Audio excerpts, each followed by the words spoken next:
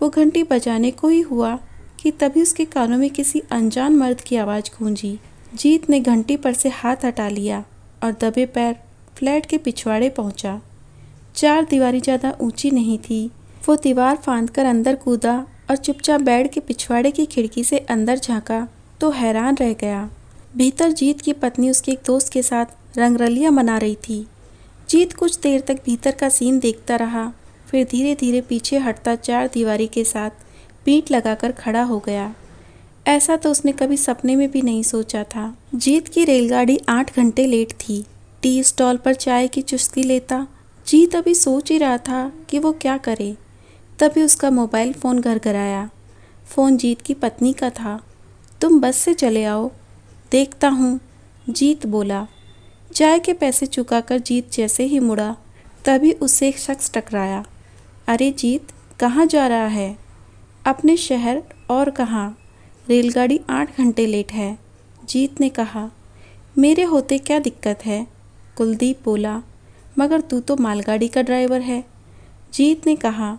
तो क्या, मेरे साथ इंजन में बैठ जाना, तेरे शहर से होकर गुजरना है। मालगाड़ी के इंजन में बैठकर सफ़र करना जीत के लिए रोमांचक था। उसने अपना मोबाइल फ़ोन निकाला और पत्नी को फ़ोन मिलाया। फ़ोन स्विच ऑफ था। जीत स्वभाव का बहुत सीधा साधा था। उसकी पत्नी सुंदर, सुघड़ और घरेलू थी। उनके 2 प्यारे बच्चे थे। जीत के शहर से बाहर होने पर पत्नी मोबाइल फ़ोन से उसका हालचाल पूछती थी। घर आने पर उसकी सेवा में पिच जाती थी। लेकिन अब जो सामने था वो सब जीत की सोच से बाहर था। जीत का माथा गुस्से से भिनभिनाने लगा था। वो बौखलाया हुआ सा इधर उधर देखने लगा। लॉन में खुरपा पड़ा था। वो झुका और खुरपा उठा लिया। जीत हाथ में खुरपा थामे आगे बढ़ा। कमरे के बंद दरवाजे को हल्के से थपथपाया। सिटकनी लगी थी। उसने कंधे का एक तगड़ा वार किया। दरवाज़ा खुलकर एक तरफ हो गया। सेक्स की मस्ती में डूबे वे दोनों घबराकर अलग हो गए। जीत खुरपा थामे आगे बढ़ा। उसका दोस्त पलंग से कूदा और उसको परे धकेलकर बिना कपड़ों के ही बाहर दौड़ गया। डर से थर थर काँपती जीत की पत्नी कमरे के कोने में सिमटती सी खड़ी हो गई और बोली, मुझे मत मारना, भाग जा यहाँ से, जीत ने दांत पीसते हुए कहा। सलवार कमीज उठाकर पत्नी भी बाहर दौड़ गई। जीत थोड़ी देर खड़ा इधर उधर देखता रहा, फिर वो भी बाहर लॉन में आया और खुरपा एक तरफ रख दिया। उसने अपना बैग उठाया और अंदर आ गया। जीत के दोनों बच्चे प्रियंका और एकांश सो रहे थे। इतने मासूम बच्चों की माँ पति के दोस्त के साथ रंगरलियाँ मना रही थी। पता नहीं ये सिलसिला कब से चल रहा था। इसके बाद वही हुआ जिसका डर था। जीत का अपनी पत्नी से तलाक हो गया। बच्चों की सरपरस्ती पत्नी को मिली। जीत ने उसे भत्ता देना मंजूर किया और हर महीने एक तय रकम का चेक भेज देता था। एक दिन जीत फ्लैट बेचकर दूसरे शहर में जा बसाया। वो तरक्की करता हुआ मैनेजर बन गया। कंपनी के मालिक राज की गैर हाजिरी में उनकी पत्नी नीता कभी कभार दफ्तर आकर काम संभालती थी। धीरे धीरे उनकी जीत से अच्छी जान पहचान हो गई। जीत, आपका तलाक हो गया है, आप दोबारा शादी क्यों नहीं करते? एक शाम दफ्तर का काम खत्म होने पर नीता ने पूछा। बस दिल नहीं मानता, जीत बोला। अकेले कब तक रहोगे? नीता ने फिर पूछा। जीत खामोश रहा। उसके उदास चेहरे को नीता ने अपने हाथों में भरा और उसका माथा चूम लिया। जीत हैरान सा खड़ा उनकी तरफ देखने लगा। अपनी पत्नी के मुकाबले नीता भारी जिस्म की सांवले रंग की थी। उनकी आंखों में काम वासना के डोरे तैर रहे थे। नीता ने जीत की तुलना अपने पति से की। एक तरफ 30 साला नौजवान था, दूसरी ओर 50 साल की उम्र का अधेड़। जीत को औरत की दरकार थी और नीता को अपनी संतुष्टि के लिए नौजवान मर्द की। कुछ ही दिनों में उनके बीच के फासले मिट गए। राज कई कंपनियों के मालिक थे। काम के सिलसिले में वो ज़्यादातर बाहर रहते थे। उनकी गैर हाजिरी में नीता काम संभालती थी। उनके 2 बच्चे थे जो एक बोर्डिंग स्कूल में पढ़ते थे। एक बड़ी कंपनी की मीटिंग ख़त्म हुई। राज के सचिव ने ट्रैवल एजेंट को फ़ोन किया। सॉरी सर, कल सुबह से पहले किसी फ़्लाइट में भी सीट नहीं है, ट्रैवल एजेंट ने बताया। इस पर राज अपने होटल में चले गए। घर आ रहे हो? नीता ने उन्हें फ़ोन करके पूछा। कल सुबह आऊँगा, राज ने जवाब दिया। अभी राज होटल के कमरे में दाखिल हुए ही थे कि ट्रैवल एजेंट का फ़ोन आ गया। सर, एक पैसेंजर ने अपनी सीट कैंसिल कराई है, आप आधा घंटे में एयरपोर्ट आ जाए। राज तुरंत एयरपोर्ट पहुँचे। 2 घंटे बाद वो अपने शहर में थे। राज ने मोबाइल फ़ोन निकाला, फिर इरादा बदलते हुए सोचा कि अब आधी रात को क्यों ड्राइवर को तकलीफ़ दें। लिहाजा वो टैक्सी से अपनी कोठी पहुँचे। वहाँ उन्हें अपने मैनेजर जीत की कार खड़ी दिखी तो वे चौंक गए। राज ने इधर उधर देखा, फिर वो अपने घर के पिछवाड़े में पहुँचे। एक कार उनकी कोठी के पिछवाड़े की दीवार को छूती खड़ी थी। उसकी छत पर जा चढ़े और फिर दीवार चढ़ गए और लॉन में कूद गए। उनके अंदर कूदते ही पालतू कुत्ता भौंका, फिर मालिक को पहचानते हुए चुप होकर उनके कदमों में लौटने लगा। राज ब्रीफकेस थामे दबे पैर चोरी से पिछवाड़े के कमरे का दरवाज़ा खोलकर अंदर दाखिल हुए। उनके कानों में ऊपर की मंजिल पर बने अपने बेडरूम से हंसने खिलखिलाने की आवाज़ आई। वो दबे पैर सीढ़ियाँ चढ़ते हुए ऊपर पहुँचे। खिड़की से अंदर झांका।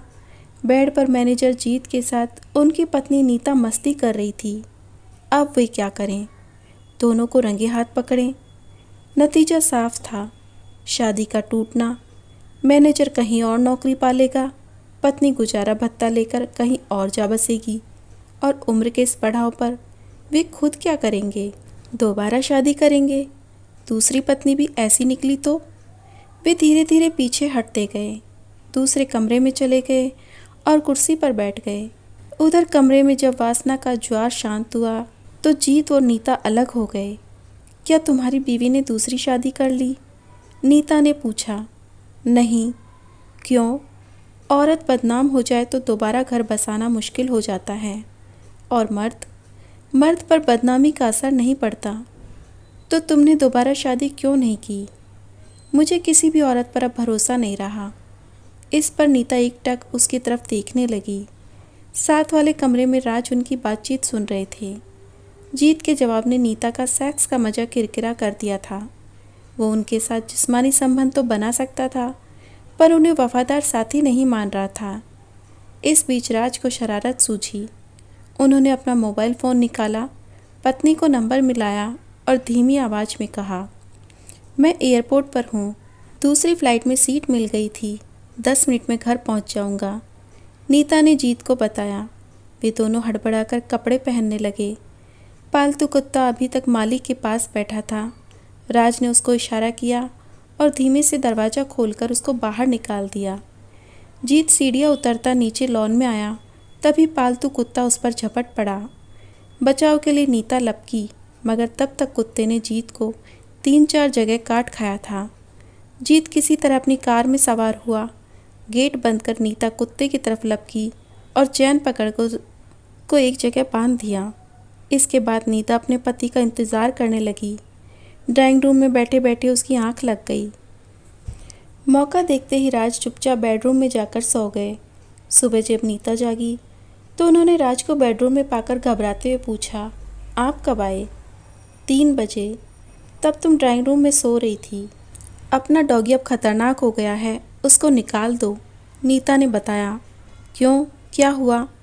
कल एक पड़ोसी पर झपट पड़ा, चैन से बांध कर रखना था। इतना कहकर राज बाथरूम में चले गए। तैयार होकर वो अपने दफ्तर पहुँचे। अब तक जीत नहीं आया था। कल किसी कुत्ते ने जीत को काट खाया है, असिस्टेंट मैनेजर ने राज को बताया। राज के दफ्तर जाने के बाद नीता घर की सफाई करने लगी।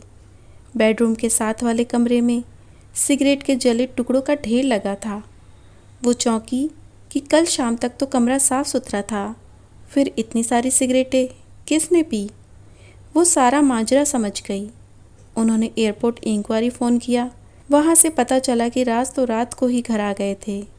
वो बेचैन हो गई। जीत अस्पताल में था, उसके हाथ पैरों में पट्टियाँ बंधी थी। तभी उसका मोबाइल फ़ोन बजा। मेरा अंदाज़ा है कि राज को हमारे संबंध का पता चल चुका है। कल रात को वो 12 बजे ही घर आ गए थे, नीता ने बताया। अब हम क्या करें? खामोश रहो।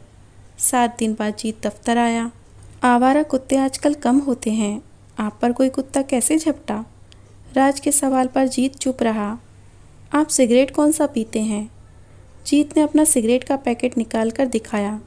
तब राज ने अपनी मेज की दराज खोली और एक पैकेट निकाल कर सामने रखते हुए कहा, ये पैकेट मेरी कोठी में कोई छोड़ गया था। आपका ही ब्रांड है।